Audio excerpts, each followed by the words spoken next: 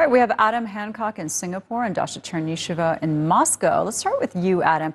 How receptive will Xi Jinping be to this? And the fact that he's taking this meeting at all, and this meeting is actually happening, is that something of optimism to those who would like to see China do more to try to end the war?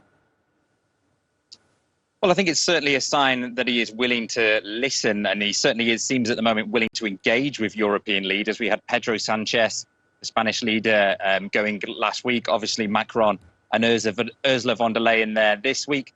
Although there remains a lack of optimism, really, both in Europe and over in Washington as well, about how much President Macron will really be able to make a difference in this meeting with President Xi over the next couple of days in China.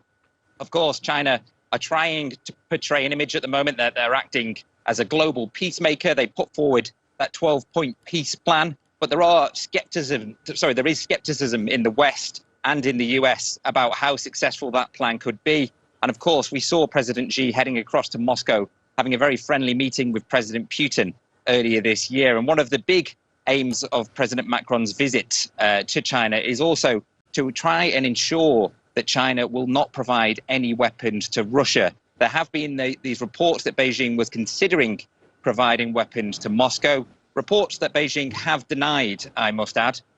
But there are real concerns in Europe that China could tip the balance in this conflict either way. If they decide to go ahead and give Russia weapons, then they could make things a whole lot worse. But Europe also sees China as being a crucial player in potentially bringing peace in Ukraine. So President Macron seems like he's going to try his best, but it's hard to say how much influence he really will be able to have. What we've heard between China and Russia have just been these constant expressions of a deeper friendship and support for each other, though China has delivered these sort of muted hopes for the war to end. What evidence is there, if any, that China actually has tried to dissuade Russia from continuing this war?